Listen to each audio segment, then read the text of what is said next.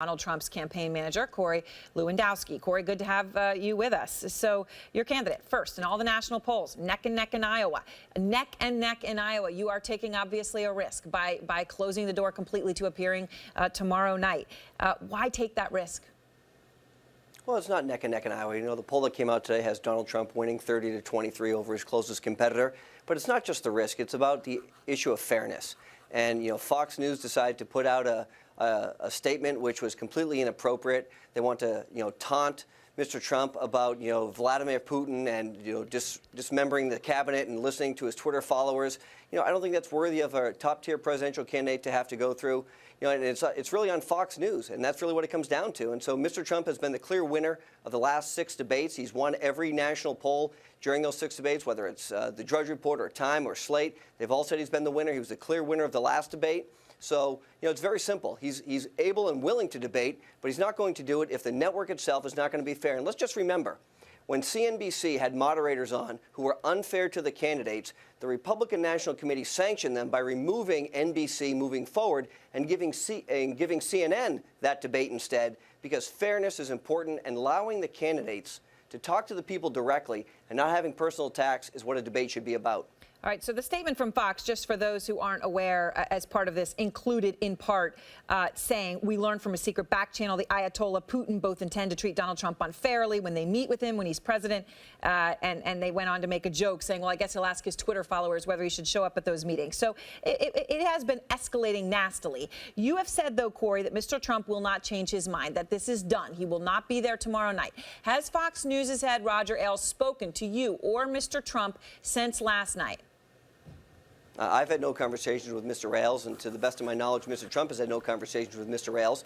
As you know, we just put out a statement that says Mr. Trump is going to be at Drake University tomorrow night at 9 p.m. Eastern. We're going to raise money for the veterans of our great country who are treated like third-rate citizens. So we've got a full program. We've got hundreds of media credentialed people who are going to be there to hopefully cover Mr. Trump's event. We'll take care of our veterans because our country isn't doing that. The VA is a disaster, and it's time to put those people first. So that's what we'll be doing tomorrow night at 9 p.m. Eastern, as opposed to participating in the Fox News debate. And is that going to be broadcast on networks? Is that going to be something people can watch? What are your plans on that front?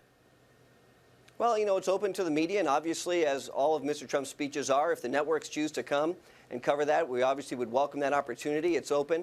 If they want to live stream that, they're welcome to do that, as they do many of his speeches. And I hope they will do that, because I think the American people are going to look at that Fox News debate with a series of career politicians on that stage and say, you know what, this is not what we want. We want a leader. We want someone who's going to fix this. And so why bother watching a debate, which is politicians who are all talk, no action? We'd rather watch a real leader in Donald Trump and what he's going to talk about. So, Corey, New York Magazine today reported, and let me just quote from the magazine, Trump was not taking Ailes' calls after announcing the boycott.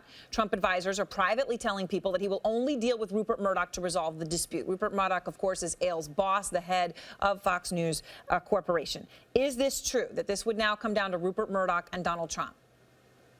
No, I don't think so. I don't know of any conversation that took place between Mr. Trump and Rupert Murdoch, or for that matter, between Mr. Trump and Mr. Ailes. We've been very clear in our statements. Mr. Trump has been crystal clear that he's not going to participate in the debate. We've set up our own event at Drake University, so we hope that people come and watch that, and I think we'll have a much better viewership than what you'll see on the Fox News debate tomorrow night. So obviously you've said this is about Fox News and being treated fairly, and it's not about Megyn Kelly specifically. So can you explain, Corey, so everyone can understand, why Mr. Trump is appearing in a Fox interview tonight?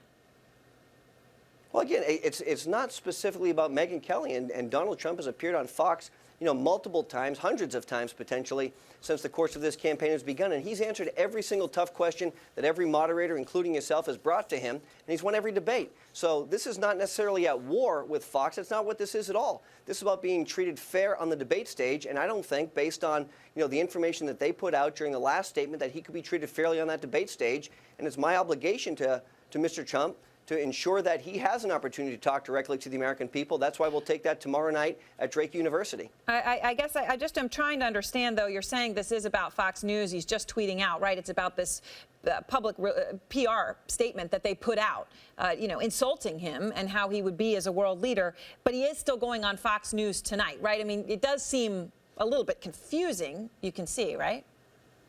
Well, it's not confusing at all. Obviously, Fox News is comprised of a whole series of anchors, and the event that he's doing tonight, the interview he's doing tonight with Bill O'Reilly, was long scheduled before this took place. He held to our commitment. They held to their commitment. So we did that as an obligation because we had made that promise. And when we make a promise, we keep it, except when people treat Mr. Trump unfairly. So instead of participating in the debate tomorrow, we'll do our own event. We'll raise money for veterans who so needily deserve it. So Fox News mentioned you also, Corey, directly in their statement about Trump's decision. And in part, they wrote today in their statement, I'll quote them about you. In a call on Saturday with a Fox News executive, Lewandowski stated that Megyn, that refers to the moderator, had a, quote, rough couple of days after that last debate, and he would, quote, hate to have her go through that again. Lewandowski was warned not to level any more threats, but he continued to do so. We can't give in to terrorizations toward any of our employees. Did you make threats? Look, not only did I not make threats, but the conversation with the Fox News executive, his daughter works for the Rubio campaign. He's one of the executives on Fox that write the debate questions. So, maybe he has his own ulterior motives. I'm not sure. But his daughter's a senior executive on the Rubio campaign. Maybe he should disclose that before he's writing the debate questions for Fox. There were no threats made. And the bottom line is this isn't about me and it's not about Megyn Kelly. It's about the way that Fox News, put out a statement about Mr. Trump, which was wholly inaccurate and unfair. And it's very difficult to treat someone fairly when they're the GOP frontrunner and you put out a statement like that. So you're saying this is Fox News, that they have someone who's dealing with all of the negotiations, who's actually supporting and advising Marco Rubio? No, what I said was that Fox News executive who oversees the debate process, their daughter is a senior executive on the Marco Rubio campaign, is what I said. Their daughter. Okay. Ted Cruz is obviously going to be there tomorrow night, and now this could be a make or break moment for him. He could break out because he doesn't have Donald Trump to fight. It might not work that way, but it might. He is challenging Donald Trump to a one-on-one debate. And I know Donald Trump tweeted today, okay, in Canada, obviously making a joke of it. But is this a challenge that he would ever accept if it continues to be Donald Trump and Ted Cruz in this race? Of course. Look, at the end of this race, it's going to come down to two candidates for the Republican nomination at some point. If Ted Cruz is fortunate enough to be that second candidate, then we'll be happy to debate him one-on-one at any debate stage that is available to us under the rules of the Republican National Committee. So if Ted Cruz is the last man standing next to Donald Trump, we'll be happy to debate him. What this comes down to is Ted Cruz's campaign has been desperate. It's been falling apart in the state of Iowa. He's talked about how great his ground game is and how many people he has on the ground, and his poll numbers continue to drop because people are starting to question if he even has the legal right to run for president of the United States. Potentially he should go and get a declaratory judgment from the courts to make sure that that question is put aside before people start voting on Monday in the caucuses. One final question for you, Corey. Mr. Trump tweeted today one other thing about the moderator, Megyn Kelly. Let me just quote the tweet. He wrote, "I refuse to call Megyn Kelly a bimbo because that would not be politically correct. Instead, I will only call her a lightweight reporter."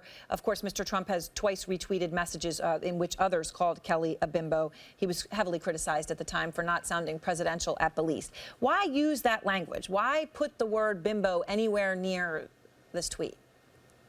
Well, he didn't use that language. He said he wasn't going to use that language. And so, the tweets speak for themselves, but he said he wasn't going to do that. His opinion is that Megyn Kelly is a lightweight, and he's entitled to that opinion, of course. And his tweets always speak for themselves, and I know you carry them all the time live, and so we'll let them stand. Right. Corey, I have to say, though, if you're not going to call someone a bimbo, you don't write, "I refuse to call them a bimbo." You just don't do it. Well, I guess that's a matter of opinion, and what he said was very clearly that he believes he's a lightweight. He believes she's a lightweight reporter. He said that very clearly, and that's his opinion. All right. Well, Corey, thank you very much. I appreciate your taking the time to be with us. Corey Lewandowski, as we said, the campaign manager for Donald Trump.